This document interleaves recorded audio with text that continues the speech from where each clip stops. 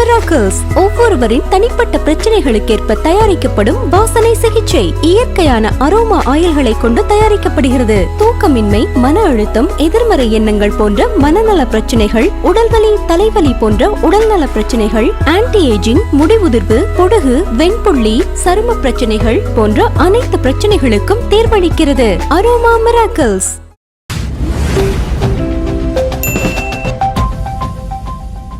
போட்டி டிஎம்கே தான்றதும் மக்களுக்கு தெளிவா தெரியும். அப்படி இருக்கும் போது நாம ஏதாவது பேசினா வாண்டடா சில பேர் வண்டியில ஏறி உட்கார்ந்துக்கிட்டு குரல் கொடுக்கறாங்க. சீரியஸா ஒரு போட்டி நடந்துகிட்டு இருக்கும் போது இங்க காமெடிக்கெல்லாம் இடம் இல்ல. விஜய் அவர்கள் தொடர்ந்து இந்த மக்கள் சந்திப்பு நடக்கும் போது அதிகம் ஸ்டாலின் பேரை தான் தொடர்ந்து உச்சரிச்சுட்டே இருக்காரு. அதுவே ஒரு கட்டத்துல நமக்கே வெறுப்பாகுது. பேசுறதுக்கு வேற விஷயங்களே இல்லையா?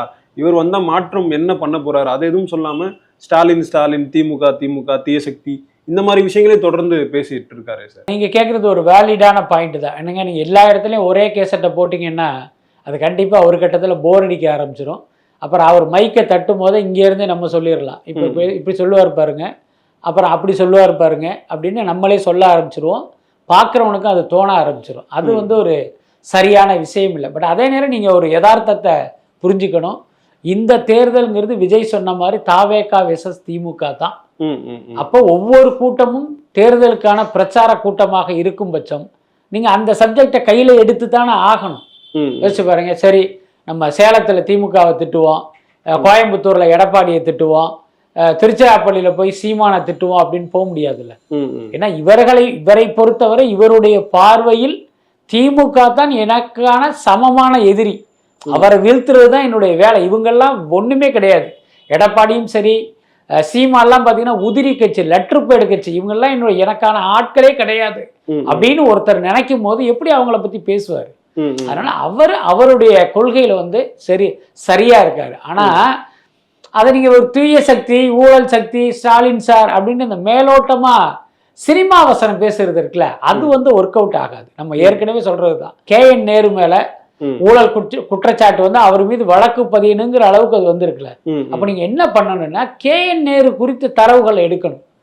இவர் எப்படி இருந்தாரு, இன்னைக்கு எப்படி இருக்காரு, இன்னைக்கு இவருடைய சொத்து எத்தனை லட்சம் கோடி, இந்த பணம்லாம் எங்கே இருந்து வந்தது, எங்கெங்க இவர் முதலீடு பண்ணியிருக்காரு, மொத்தத்தை நீங்க திரட்டிடணும்ல. அப்ப ஏன் அதை நீங்க பயன்படுத்திக்கல அப்படிங்கிறது தான் நம்மளுடைய கேள்வி. இன்னொன்னு, இதுக்காக நீங்க கஷ்டப்பட வேண்டிய அவசியமே இல்லை. அந்த தகவல்கள் எல்லாமே ஒரு இடத்துல கொட்டி கிடக்கு, ஏதோ ஒரு இடத்துல. அந்த இடத்த ரீச் பண்றது தானே உங்களுக்கான டாஸ்க். நீங்க அதையும் பண்ணாம சும்மா மேலோட்டமா ஸ்டாலின் சார் அப்படி சார் இப்படி சாருங்கிறது அது ஒரு கட்டத்துல சினிமா வசனம் மாதிரி மாறிடும்.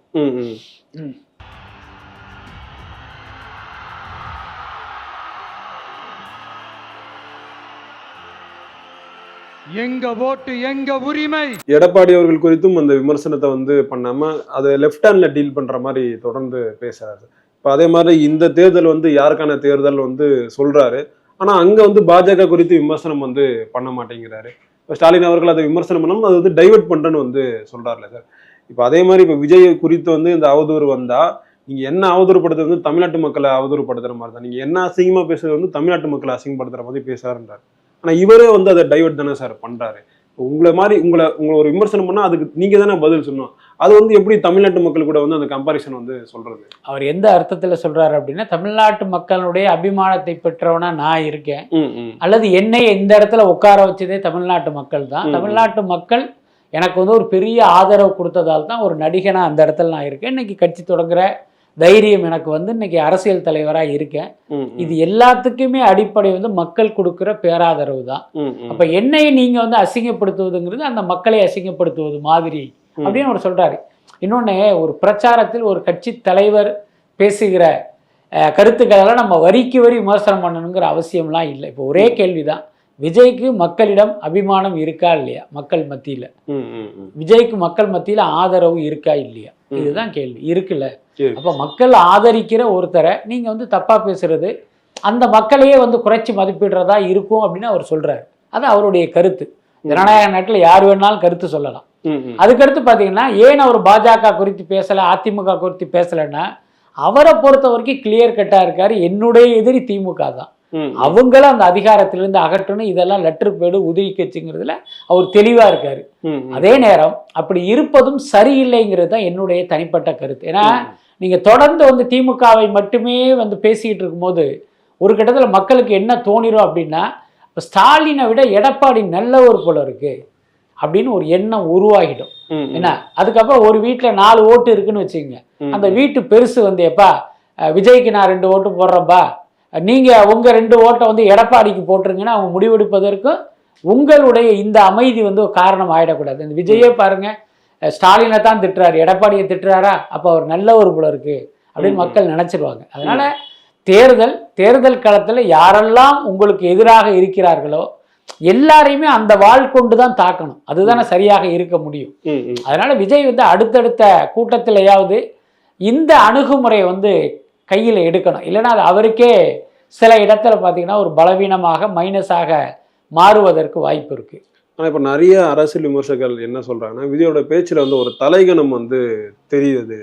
முன்னாடி வந்து இந்திரா காந்தி அவர்கள் வந்து பேசுவாங்க, இந்திரா தான் இந்தியா, இந்தியா தான் இந்திரா காந்தி அப்படின்ற மாதிரி பேசுவாங்க. இப்போ அதே டோன்ல தான் விஜய் அவர்கள் வந்து பேசுறாரு, விஜய் தான் தமிழ்நாடு, தமிழ்நாடு தான் விஜய், அந்த டோன்ல போறதா வந்து சொல்றாங்களே சார். அதான் பொதுவாகவே பார்த்தீங்கன்னா இந்த சினிமா நடிகர்கள் அரசியலுக்கு வரும்போது இந்த இப்படி ஒரு தொனி வந்து அதில் தென்படுறதை வந்து தவிர்க்கவே முடியல. எம்ஜிஆருடைய பேச்சிலும் அந்த மாதிரி இருந்திருக்கு, ஜெயலலிதா எப்படி இருந்தாங்கங்கிறது நம்ம எல்லாருமே பார்த்துருக்கோம். அதனால் நம்ம ரொம்ப தாண்டி நம்ம இந்திரா காந்தியை உதாரணம் எடுக்க வேண்டியதில்லை.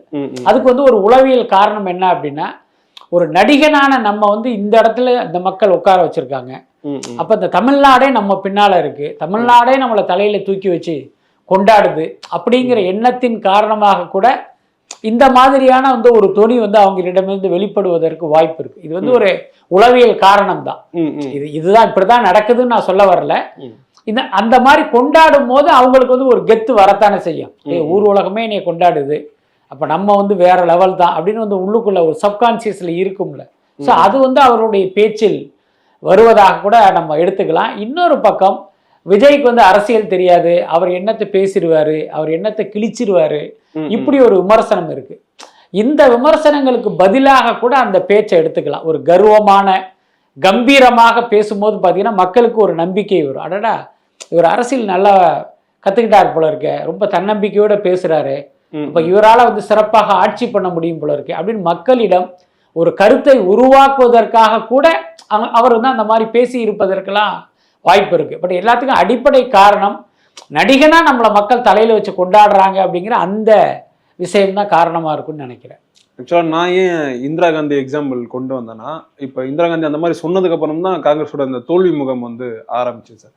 அதே நிலைமை வந்து விஜய்க்கு ஏற்படுன்றதுக்காக தான் இந்த எக்ஸாம்பிள் வந்து வருதுன்னு சொல்றாங்க சார். இல்லை, விஜய் வந்து இன்னும் தேர்தல் களத்துக்கே வரவே இல்லை, அதனால நம்ம அனுமானமா அப்படி சொல்ல முடியாது. அதுக்கடுத்து இப்படி ஒரு கூற்றுக்காக மக்கள் இவரை வந்து தோக்க வைப்பாங்க அப்படிலாம் நான் நம்பலை. இந்த இளைஞர்கள் பெண்கள் மத்தியில் விஜய்க்கு வந்து ஒரு மிகப்பெரிய செல்வாக்கு இருக்கு, கற்பனைக்கு எட்டாத செல்வாக்கு இருக்கு. இந்த வார்த்தையை நான் திரும்ப சொல்லக்கூட நான் தயங்க மாட்டேன். அந்த அளவுக்கு பல இடத்துல நம்ம பேசுகிறோம். ஸோ அப்போ அந்த வாக்குகள் எல்லாமே விஜய் பக்கம் போகும்போது பார்த்தீங்கன்னா அவருக்கு வந்து ஒரு மிகப்பெரிய வாக்கு சதவீதம் கிடைக்கும், அதில் மாற்றமே இல்லை. இன்னொன்று அவங்களும் தொடர்ந்து வந்து சர்வே எடுத்துக்கிட்டே இருக்காங்க. அவங்களுக்கு வந்து நிறைய டீம் ஒர்க் பண்ணுறாங்க.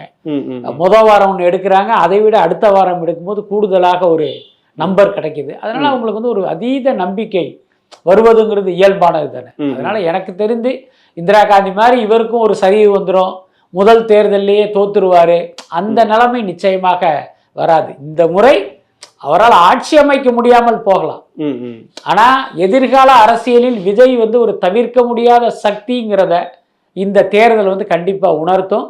அது மட்டும் இல்ல, விஜய் சொன்னது மாதிரி தாவேகா வெர்சஸ் திமுக தான் எதிர்காலத்தில் தமிழ்நாட்டு அரசியல் அப்படிங்கிறது இந்த தேர்தல் கண்டிப்பா வந்து புரிய வைக்கும் அப்படின்னு தான் நினைக்கிறேன். இன்னும் ரொம்ப வெளிப்படையா சொல்லணும்னா நாம் தமிழர் கட்சி அதிமுகலாம் பார்த்தீங்கன்னா அடுத்தடுத்த தேர்தலெல்லாம் ரொம்ப ஒரு பலவீனமான இடத்துல தான் இருப்பாங்க. இன்னைக்கு எப்படி தேமுதிக ஒவ்வொரு கதவையும் தட்டுறாங்களோ, ஸோ அப்படியான ஒரு இடத்துக்கு கூட போறதுக்கு வாய்ப்பு இருக்கு. புரியுது சார். இப்போ விஜய் அவர்கள் இந்த ஆட்சிக்கு வந்தால் வந்து கிராமமா மக்களை வந்து சந்திப்புன்னு வந்து சொல்றாரு சார். இப்போ இன்கேஸ் 2026 ஆட்சிக்கு வரலன்னா அந்த மக்களை வந்து சந்திப்பாரா, சந்திக்க மாட்டாரா? இல்லை, அவர் ஆட்சிக்கு வர்றாரு வரல ஆட்சிக்கு வந்து சந்திப்பாரா வரலைன்னா சந்திக்க மாட்டாரா அப்படிங்கிற டிபேட் எல்லாம் ஒரு பக்கம் ஒதுக்கிட்டு நீங்க நார்மலா பாத்தீங்கன்னால அது வந்து ஒரு அபத்தமான பேச்சு தான். என்னன்னா தமிழ்நாட்டுல 12,650 கிராம பஞ்சாயத்து இருக்கு.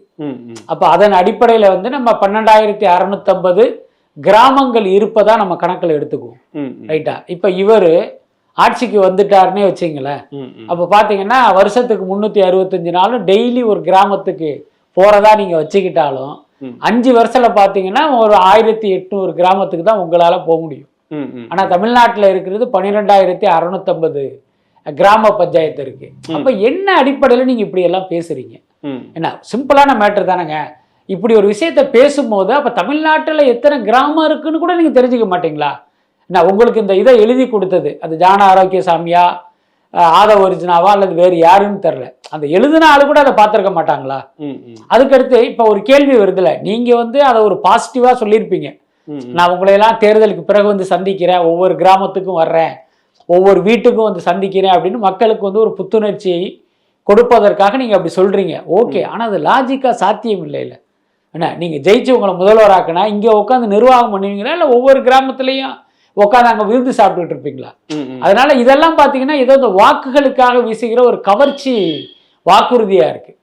அதாவது உங்களுடைய ரசிகர்கள், உங்களுடைய தொண்டர்கள் உங்களுக்கு ஓட்டு போடுவாங்க.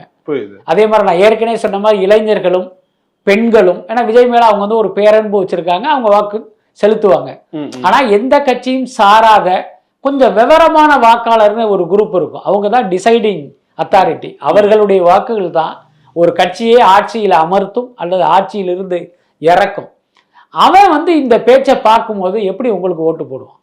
அப்ப விஜயை பொறுத்தவரை இனி நீங்கள் வந்து பிரச்சாரத்துக்கு செல்லும் போது உங்களுடைய பேச்செல்லாமே லாஜிக்கா சாத்தியமா அப்படிங்கிறத நீங்க பார்க்கணும். ஏன்னா ஏற்கனவே ஒவ்வொருத்தவங்களுக்கு வீடு தர்றேன், காரு தர்றேன், பைக்கு தர்றேங்கிற மாதிரி ஒன்று சொல்லிட்டு போனாரு. அப்ப நீங்க இந்த மாதிரிலாம் சொல்லும் போது இப்போ உங்களுக்கும் இங்க இருக்கிற இந்த வாக்குறுதி கொடுத்து மக்களை ஏமாற்றுகிற இந்த சோகால்டு அரசியல்வாதிகளுக்கு என்ன வித்தியாசம்? ரெண்டும் ஒண்ணுன்னு ஒருத்தன் நினைச்சிட்டா நிச்சயமா உங்களுக்கு ஓட்டு போட மாட்டான். அதனால விஜயை பொறுத்த வரைக்கும் பாத்தீங்கன்னா இன்னும் கிளாரிட்டி உங்களுக்கு வேணும். நம்ம சினிமா வசனம் மாதிரி பேசிட்டு போனோம்னா உங்க ரசிகன் விசில் அடிப்பான், அவன் கை தட்டிடுவான். ஆனா பொதுமக்கள் உங்களுக்கு வாக்களிக்கணும், அது ரொம்ப முக்கியமானதா நான் பாக்குறேன். இப்போ மற்ற கட்சிகள்லாம் அந்த தேர்தலுக்கு வந்து அந்த வேலைகளை வந்து மும்முரம் காட்ட ஆரம்பிச்சிட்டாங்க சார். இப்போ வேலூர்ல ஒரு மக்கள் சந்திப்பு நடக்குதுன்னா அடுத்து எங்க அந்த மக்கள் சந்திப்பு நடக்குன்றது வந்து அதுவே ஒரு பெரிய கேள்விக்குறியா இருக்கு. இவங்க சைட்ல ரொம்ப ஸ்லோவா இருக்க மாதிரி இருக்கு சார் தாவாக்கே சைட்ல. அப்படியெல்லாம் சொல்ல முடியாதுங்க. ஒரு கட்சியினுடைய செயல்பாடு அடுத்து என்ன செய்ய போறதுங்கிறத வந்து ஊடகங்கள்ட்ட சொல்லிட்டு தான் செய்யணுமா? என்ன சொல்லிட்டு இல்லை சார், அப்படி அவசியமே கிடையாது. அவர்களுடைய பணியில வந்து ரொம்ப தெளிவா இருக்காங்க. அதுக்கு அடுத்து இவங்களுக்குள்ள பெரிய பிரச்சனை என்ன அப்படின்னா, இப்ப நீங்க சொன்ன மாதிரி இப்ப வேலூர்ல நடந்து முடிஞ்சிருச்சா, அடுத்த வாரம் வந்து கள்ளக்குறிச்சியில, அடுத்த வாரம் திருவாரூர்லன்னு இவங்களால சொல்ல முடியாது. ஏன்னா இவங்க கையில இல்லை. அதுக்கு வந்து காவல்துறைக்கு அனுமதி கேட்டு அவங்க 1008 நிபந்தனைகள் விதிச்சு அதுக்கு இவங்க கன்வின்ஸ் பண்ணி அதுக்கு ஒரு 4 தரம் 100 தரம் அலைஞ்சு அதுக்கப்புறம் பாத்தீங்கன்னா இல்ல ஒரு 3500 பேருக்கு தான் அனுமதினு ஒரு இடத்த அவங்க காட்டுவாங்க. ஸோ இவ்வளவு ப்ராசஸ் நடக்கணும். அதனாலதான் இவங்களால பாத்தீங்கன்னா கிளியர் கட்டா சொல்ல முடியல. வழக்கமாவே நீங்க கேட்கிற கேள்வி வேலிடான கேள்விதான். ஒரு இப்ப ஜெயலலிதாவோ கருணாநிதியோ அல்லது எம்ஜிஆரோ மற்ற கட்சி தலைவர்கள்லாம் பாத்தீங்கன்னா இத்தனாம் தேதி இங்க வர்றேன், அத்தனாம் தேதி அங்க வர்றேன்னு அவங்க பாட்டுக்கு ஒரு லிஸ்ட் போட்டுருவாங்க. அந்த தேதிக்கு அவங்க போயிடுவாங்க, ஒன்றும் பிரச்சனை இல்லை. அவங்க போய் காவல்துறைக்கு வந்து ஒரு லெட்டர் கொடுத்தாங்கன்னா அடுத்த நிமிஷமே பர்மிஷன் கொடுத்துருவாங்க. ஆனா விஜய்க்கு அப்படி கிடைப்பதில்லை. அதுக்கு காரணம் விஜயை முடக்கணுங்கிற திமுக அரசினுடைய நோக்கம், அதற்கு வாகாக அமைந்த இந்த கரூர் சம்பவம், இந்த ஒன்ன காரணம் காட்டியே இவங்களுக்கு வந்து ஏகப்பட்ட நிபந்தனைகள் விதிக்கிறாங்க. அதனால இவங்களால அதை வெளிப்படையா சொல்ல முடியல. அது கையில கிடைச்ச பிறகுதான் இந்த ஊர்ல வந்து நாங்க ஊர்வலம் நடத்துறோம், இந்த ஊர்ல வந்து நாங்க கூட்டம் நடத்துறோங்கிறதே அவங்களால சொல்ல முடியும். அதை சொல்லலைங்கிறதுனாலே அவங்க சும்மா உட்காந்துருக்காங்க, நம்ம எப்படி சொல்ல முடியும்? எல்லாத்துக்கும் மேல அவர்களை பொறுத்த வரைக்கும் இன்றைய டிஜிட்டல் யுகத்தை சரியா புரிஞ்சுக்கிட்டு அதன் மூலமாக அவங்களுடைய வேலையை வந்து சரியா தான் பண்றாங்க.